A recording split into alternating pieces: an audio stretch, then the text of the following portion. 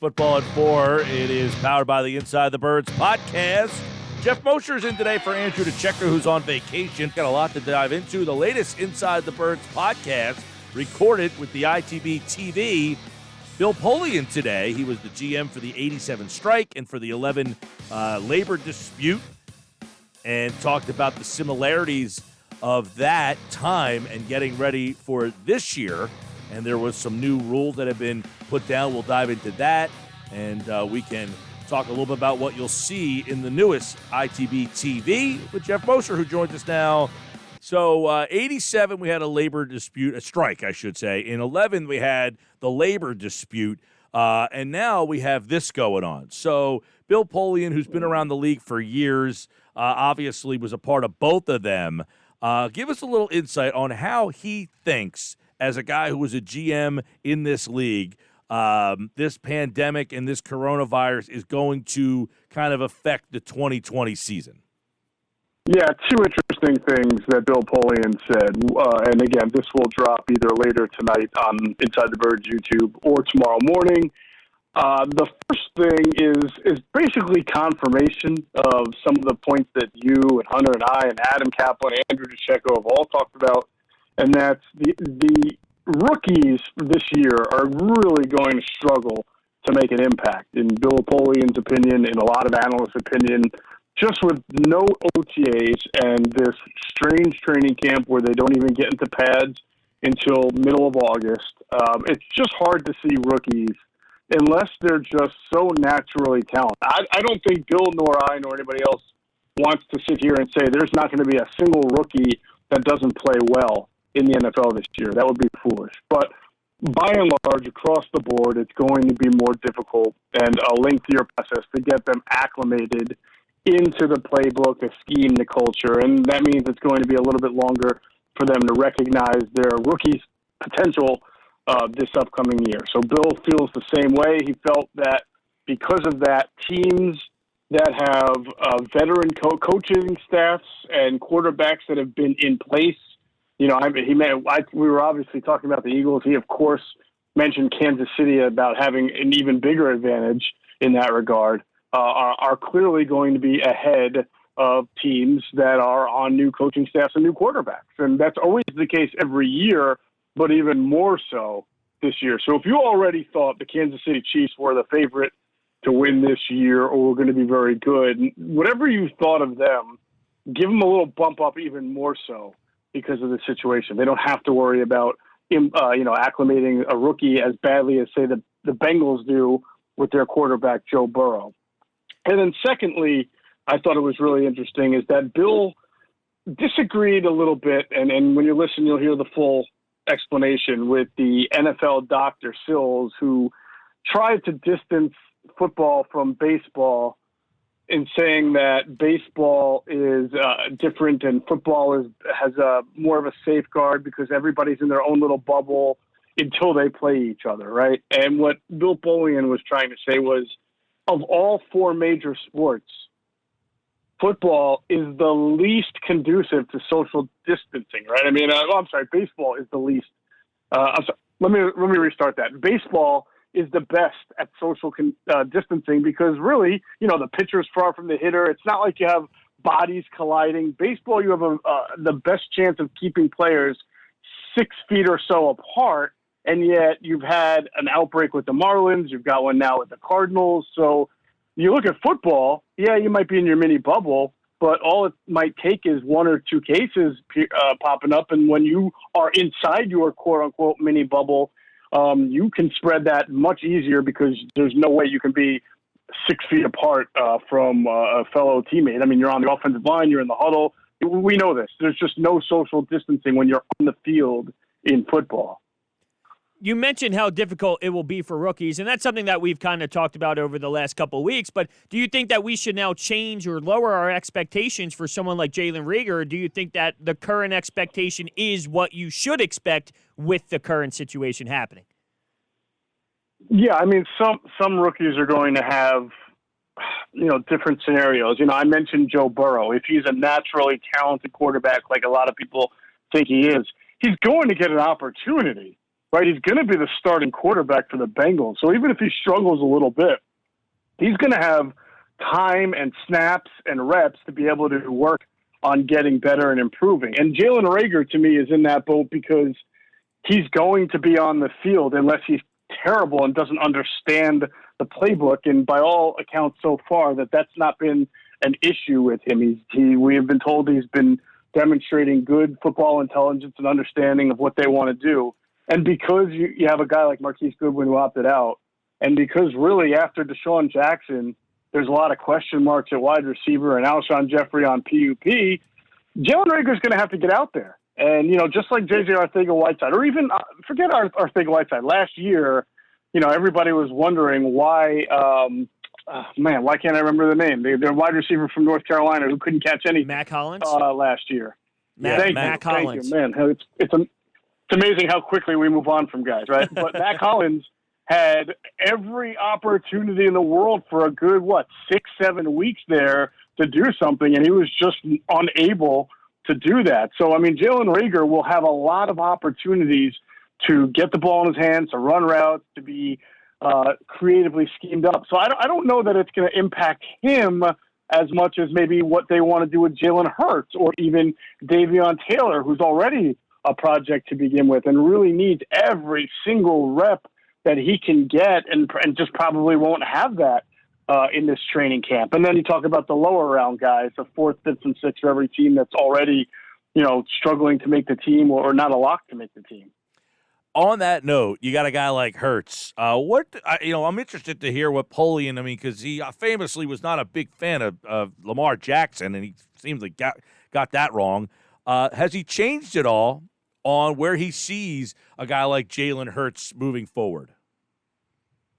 Yeah, it was interesting because we asked him about the use of a second-round pick on a guy like Jalen Hurts, and his answer was really more just in general about what the Eagles can do with Jalen Hurts. And he made it clear he felt that Jalen's athleticism and ability to impact the game, as a weapon more so than a quarterback is probably what you're going to see early on. He just doesn't feel like Jalen coming out of college was a polished enough, passing quarterback, and that he's got to work on that part of the game before he can truly be considered a quarterback. And obviously with everything that he's facing, with everything that everybody's facing this year with these training camps and limited time, that it's going to be more difficult. But for as much criticism as he's taken on Lamar Jackson, and rightfully so, he's a huge fan of Russell Wilson. Who's not?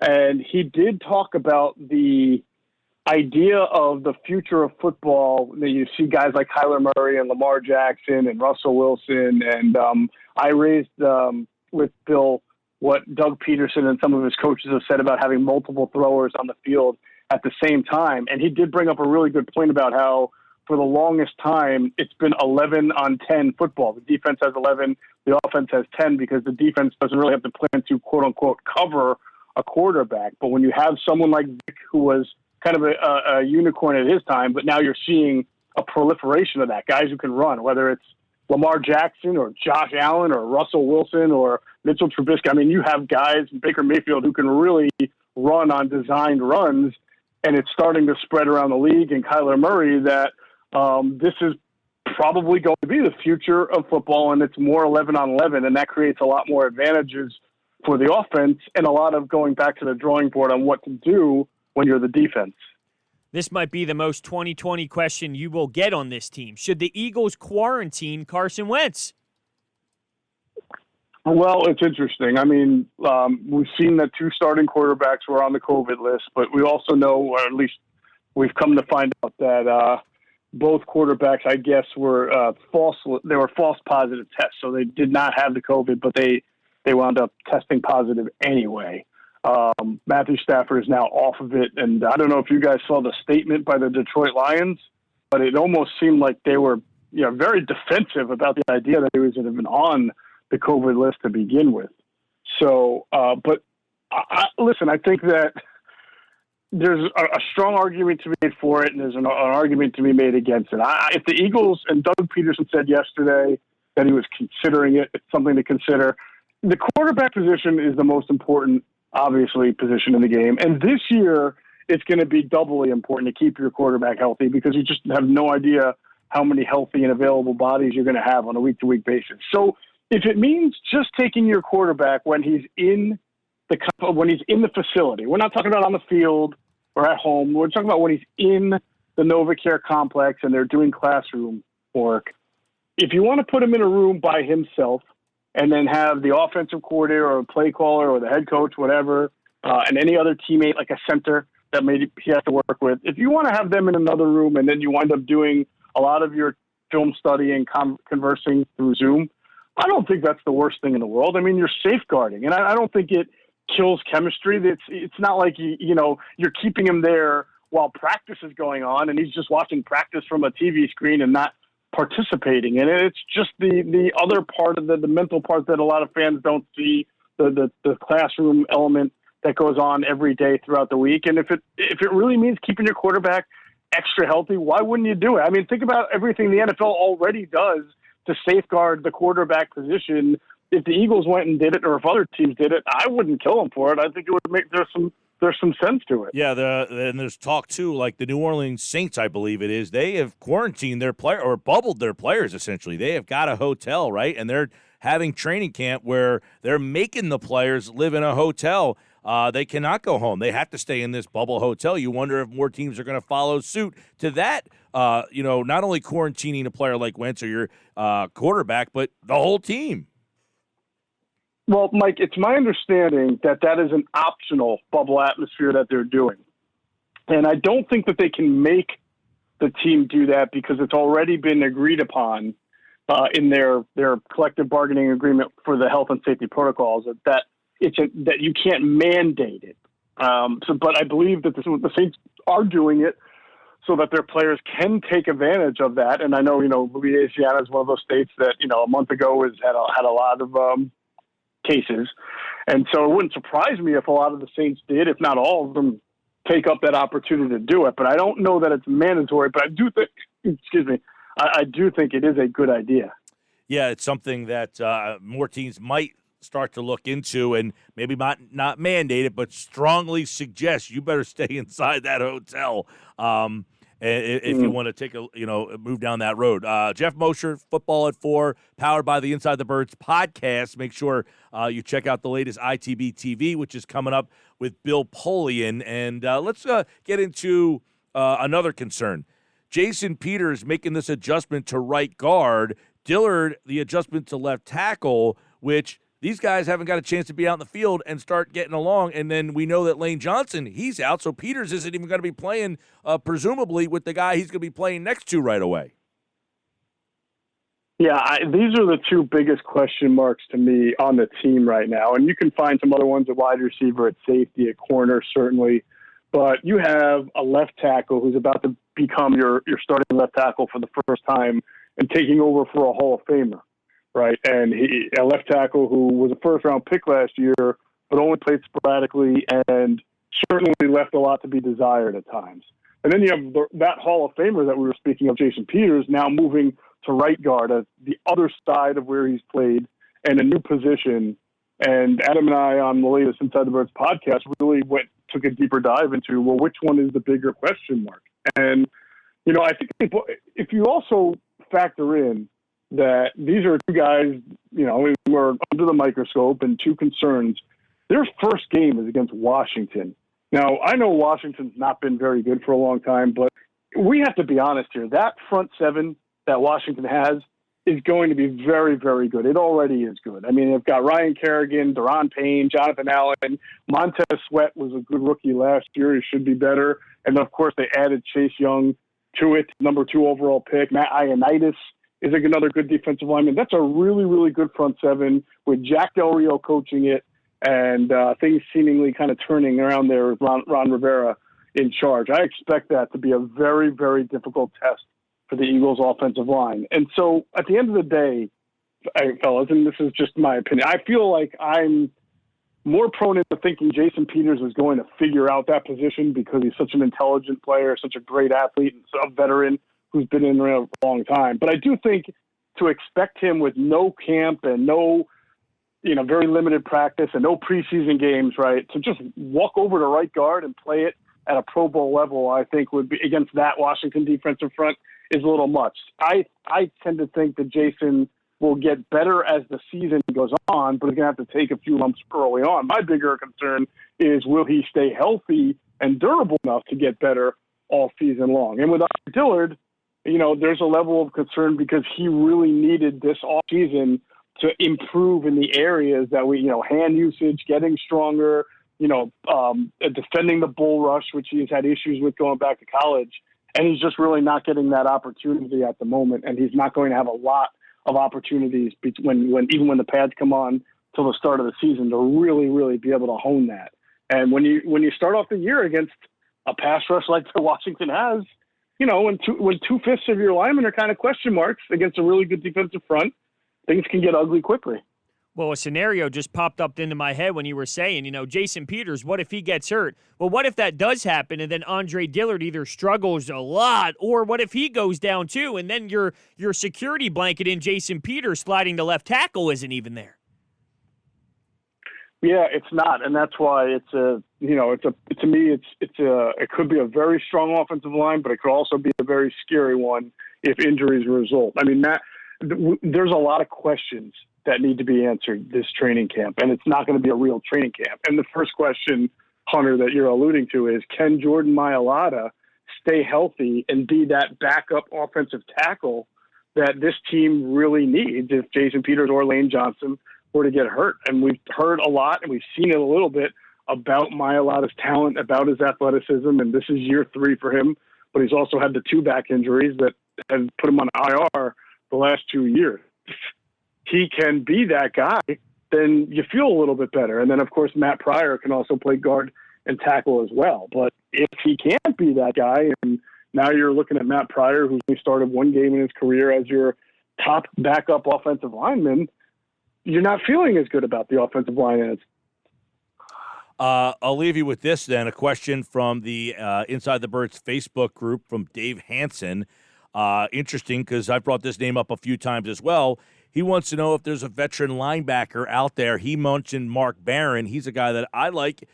He kind of fits, it seems, what the Eagles like, a guy who was a safety in college. He was productive.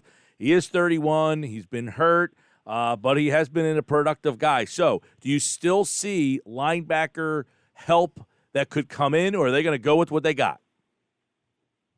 About a month and a half ago, maybe longer, guys, I remember hearing from a team source that they were confident that Howie Roseman was going to do something at linebacker as far as bringing in a veteran. And they felt, this source felt that they really needed to do something to bring in, just someone who's played the game for a little bit, has some experience, doesn't have to be a knock your socks type of signing, but just somebody that adds to this group. And, we're now a month and a half later and nothing has happened yet. I do think Howie will still look to add at this position.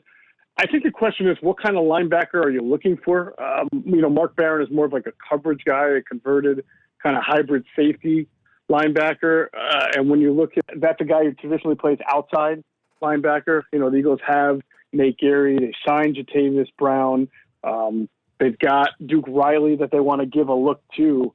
My question is, what about that downhill linebacker? Right now it's TJ Edwards.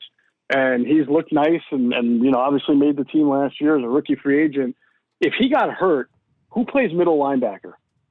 Who is equipped to be a run-stopping first and second down middle linebacker among the rest of their crew?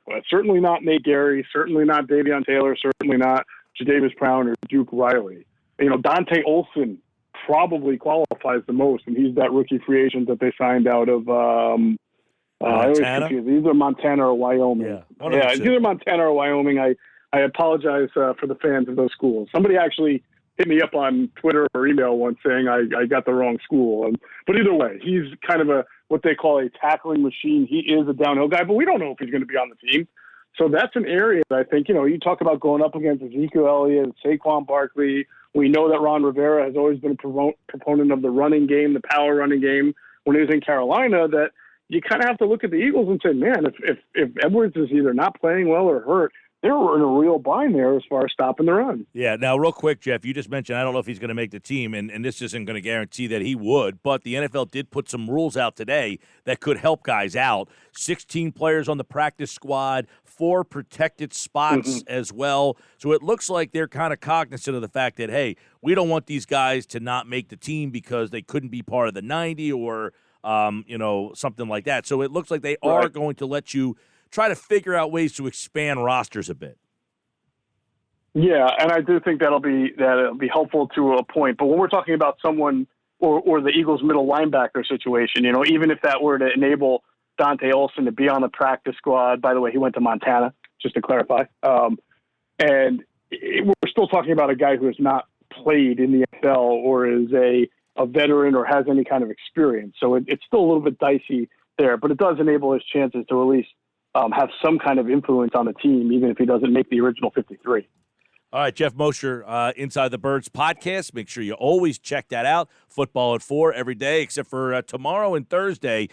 We have Sixers and Flyers, so no football at 4 Wednesday and Thursday. It will be back on Friday with Adam Kaplan, and he will be in for Football at 4 on the Friday edition. Geoff Mosher pinch hitting today for Andrew DeCecco, who is on vacation. And, of course, always the Inside the Birds podcast and Football at 4. Thanks, pal.